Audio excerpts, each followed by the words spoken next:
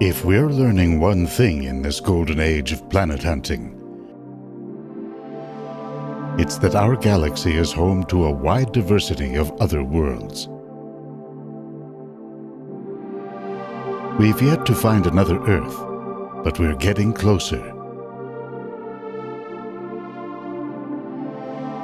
That's because of a growing class of planet detections known as super-Earths.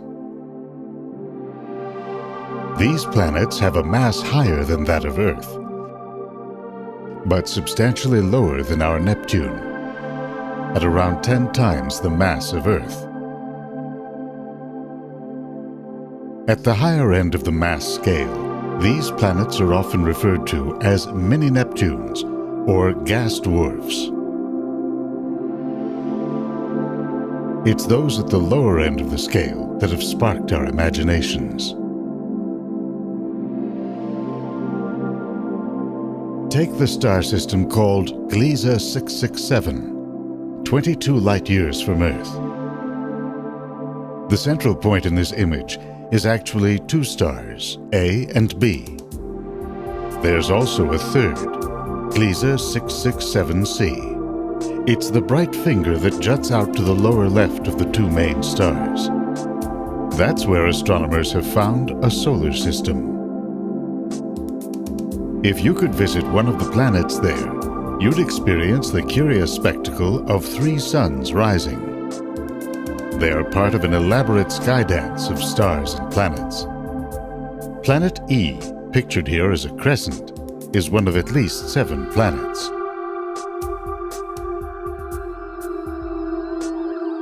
They were recently discovered by astronomers at the European Southern Observatory on the mountaintops of Chile.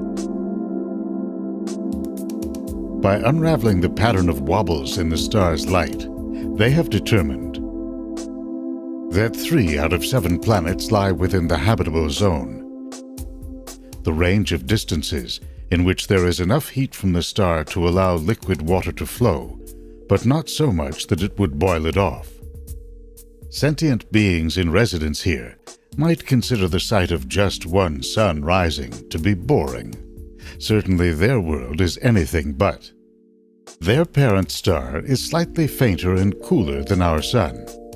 That means that the habitable zone is closer and narrower than in our solar system. In fact, it would fit entirely within the orbit of our Mercury.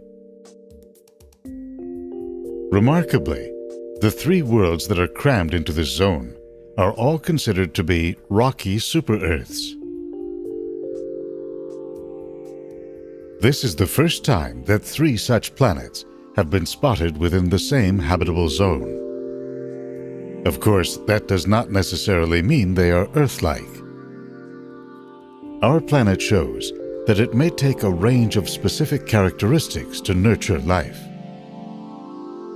A magnetic field to deflect solar outbursts, a stable rotation, an active geology, and just the right amount of water vapor and carbon dioxide in the atmosphere to regulate surface temperatures.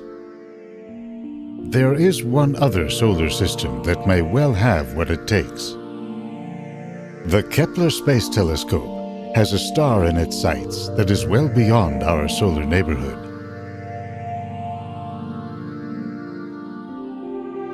Kepler-62 is considered to be Sun-like.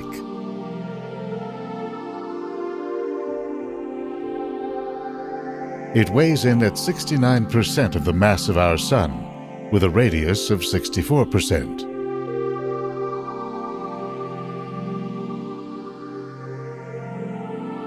Astronomers have discovered 5 planets orbiting the star, based on subtle dips in its light as the planets pass between the star and Earth. 2 of them, planets E and F, are likely solid planets that lie within the star's habitable zone. The size of these planets is still uncertain. They could be several tens of times the mass of Earth, and the larger they are, the less likely they are to be life-bearing.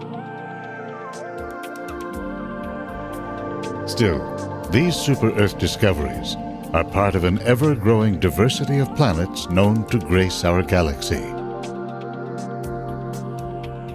No doubt there are planets somewhere out there that have the right characteristics to be called Earth-like.